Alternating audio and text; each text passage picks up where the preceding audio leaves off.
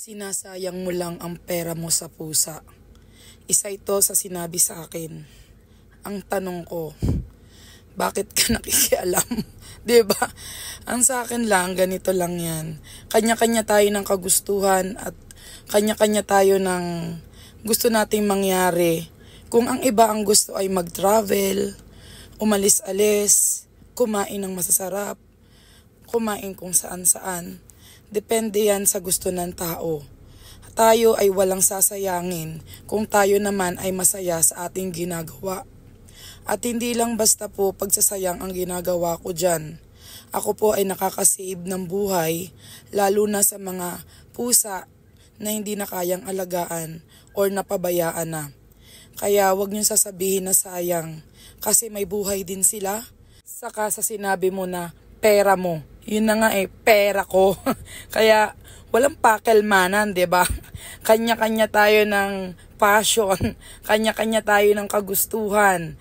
Kaya sana walang pakialaman kasi pera ko naman yun 'di ba? At hindi, ang sa akin lang ganito naman yan Kanya-kanya lang naman tayo ng gusto nating tulungan.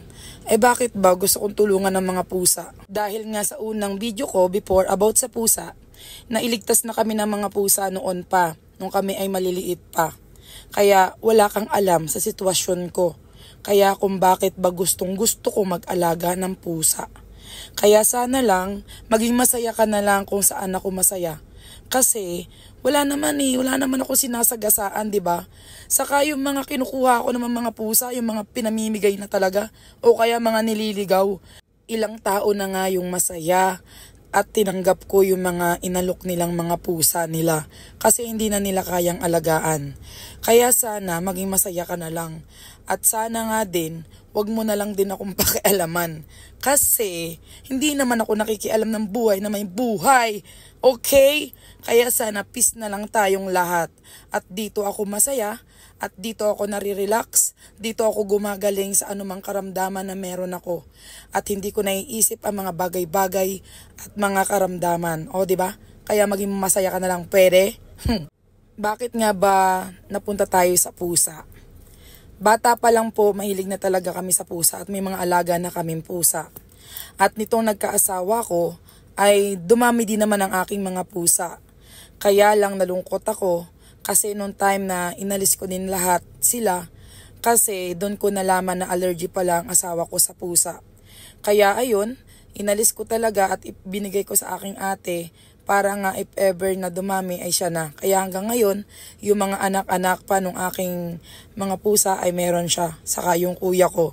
At sila ang nagpapatuloy. Pero nalungkot ako ng sobra at sabi ko hindi pwedeng ako'y walang pusa. Kasi mahilig nga talaga din naman ako sa mga pusa. Kaya ayan, nagbalik ako at ito na nga yung ginawa ko. Gagawa ko ng shelter ng mga pusa na napabayaan na or mga inililigaw or mga hindi na kayang alagaan. Mayroon din ako mga pusa na may mga lahi at magagandang klase. Pero binukod ko yon compared dito. Hindi dahil sa ito ay mga gala lang or walang lahi. Hindi sa ganong sitwasyon. Ang sa akin lang, syempre, ay itong mga nandito sa mga nakukuha natin ay talaga namang ang daming kuto, may mga sakit. Kaya hindi ko siya pwedeng isama-sama. Talagang separate sila kasi ibang level ba kung tutuusin. Kasi mga ito ay aalagaan ko ay parang simula sa zero. Kaya talagang kailangan linisan ko muna sila. Kailangan anuhin ko muna sila, gamutin ko muna sila. Kailangan maging maayos muna silang lahat. Pero magkaiba talaga ang shelter na may mga lahi ko at walang lahi. Kaya ayan po, makikita ninyo at ang aking panganay ay magdo-doktor daw. Sabi ko kahit mag-vet ka na nga anak. Kasi dahil nga mahilig din naman tayo sa mga hayop. Kaya ewan ko, grade 9 pa lang naman siya ngayon. Tingnan natin kung may pagpapatuloy niya ang pagdodoktor. Pero ang gusto niya, surgeon. Hindi natin hawak kasi doktor naman kasi talaga ay sobrang tagal na pag-aaral. Malalaman pa natin for the future kung ano ba talaga. Pero okay sa akin na maging vet ang anak ko para nga maging maayos din ang aming mga pinagagawang ito. Nagpapasalamat po ako sa mga nag-message sa amin na gustong magbigay ng tulong para sa aming inaalagaang pusa. Ngayon pa lang po ay nagpapasalamat na po ako at na-appreciate niyo po yung ganitong aming ginagawa.